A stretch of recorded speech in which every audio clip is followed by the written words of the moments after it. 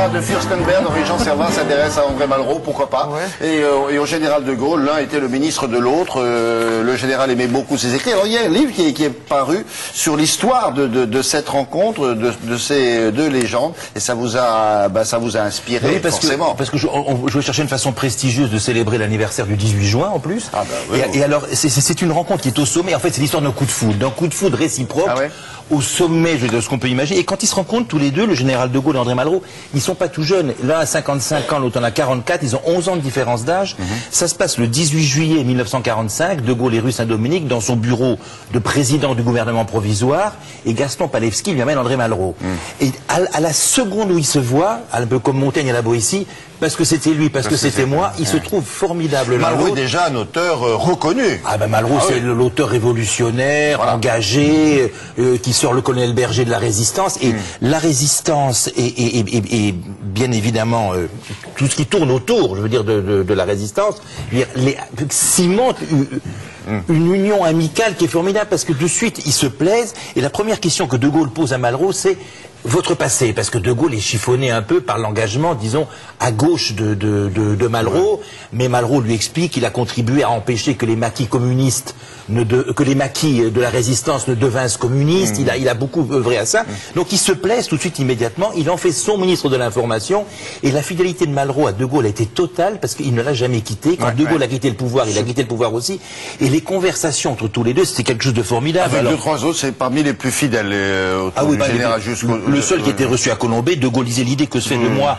cet incomparable témoin contribue à m'affermir. Je sais que dans le débat, quand le sujet est grave, son fulgurant jugement m'aidera à dissiper les ténèbres. Et André Malraux a écrit pour le général, lui a écrit des discours que l'on connaît, discours célèbres, dont on ne savait peut-être pas que c'était Malraux qui les avait écrits. Mais alors surtout, mais ce que Malraux a fait formidable, Malraux a écrit dans Les chaînes qu'on abat, il a écrit cette andouille de Chateaubriand quand il fait ses mémoires d'outre-tombe et qu'il regarde son nombril, il aurait dû prendre un bateau, aller à Sainte-Hélène et parler avec De Gaulle, et parler avec Napoléon, pardon, comme Joinville a fait avec Saint-Louis. Malraux est un témoin extraordinaire de cette histoire. Et puisqu'on parle de témoin, la seule personne aujourd'hui qui peut être témoin de cette histoire, c'est Madeleine Malraux, qui a été l'épouse de Malraux, qui a épousé Malraux en Alsace sous le règne pendant que De Gaulle était au pouvoir. Donc Madeleine Malraux, femme de André Malraux, a été la témoin privilégiée de cette rencontre, et elle a accepté chez elle, alors qu'elle n'a jamais accordé l'interview, de nous rencontrer. Qu'est-ce que vous voulez dire par là, Henri-Jean? Non, c'est rare. Vous voulez dire c'est un scoop national, mondial? Non, je veux dire que c'est très très rare que Madeleine Malraux est la concertiste célèbre. Elle joue de l'Éric Satie quand on arrive chez elle. Ah ouais? Elle nous parle de... Bon, là, merci déjà. Ah bah, bien évidemment. La première rencontre, c'est que Claude Guy et Gaston Palevski auraient voulu qu'un type comme Malraux stimule un peu le général avec ses idées, avec ses réflexions. Tout oppose le général de Gaulle et André Malraux. On a à la fois d'un côté un officier rebelle, et de l'autre côté on a un aventurier farfelu. Malraux va voir le général, revient enthousiasmé, très regonflé parce qu'ils ne se sont plus dès la première rencontre. Les caractères du général de Gaulle et d'André Malraux sont complètement à l'opposé. L'un était serein, l'autre était volubile. Vous pouvez converser très longtemps avec beaucoup d'aisance, les deux. Et je pense que pour le général, c'était très important aussi de pouvoir s'ouvrir un petit peu à un dialogue avec un homme de cette envergure, et lui-même avec sa propre envergure. Ils avaient un échange de respect en même temps, mutuel, et de clairvoyance en somme, de leur talent, de leur subtilité. C'est une rencontre assez incroyable, presque entre l'eau et le feu, un coup de foudre véritable. De Gaulle et Malraux, sur leur plan personnel, très élevé chacun, au même niveau, un niveau transcendantal, voulaient garder cette espèce d'exception amicale qu'ils ne retrouveraient nulle part.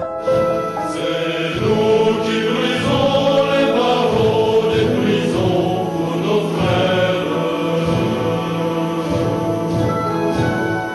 Cimente cette amitié, la libération et la résistance. On peut dire amis, mais avec une sorte de distance une distanciation qui était nécessaire en somme. Il a serré la main, ça voulait dire nous nous comprenons.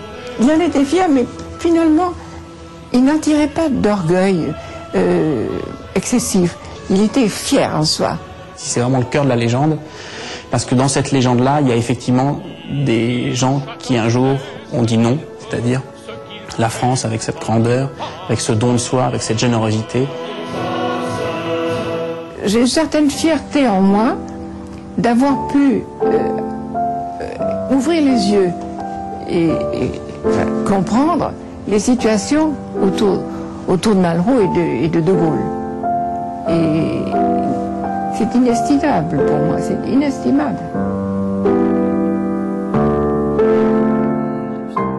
Ah non, ça c'est l'Éric Satie. Elle était concertée, elle va partir au Japon en septembre. Madeleine Malraux elle joue l'Éric Satie et non, c'est elle est très dynamique et très vive. Les photos sont magnifiques. Et on comprend que ce que voulaient De Gaulle et Malraux, c'était un climat de grandeur, un climat de s'élever. C'était bien évidemment se parler tous les deux. L'un s'appelait Général, l'autre l'appelait Malraux. C'était quelque chose de formidable. Malraux. Ah oui, à un niveau.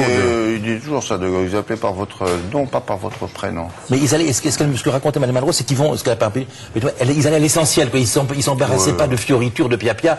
On était tout de suite sur les sommets de cette façon-là. Un autre étage, monsieur, c'est sûr. André Malraux, Charles de Gaulle, une histoire de légende. L'auteur, c'est le jeune homme que nous avons vu là, Alexandre Duval-Stala. C'est aux éditions Gallimard, c'est ça? Oui, c'était Gallimard qui était l'éditeur de Malraux. C'est un livre épatant parce que c'est un morceau d'histoire de France que nous avons fait ce matin. Donc c'est pour ça. Certes, en plus. Merci beaucoup. Vous étiez quoi dans l'armée? Hein? Non, je n'ai pas été je suis pas monté très haut dans l'armée. Non, mais je vous ai du respect. Compagnon de la Libération, c'est formidable quand même ce genre de choses. C'est bien, Merci beaucoup.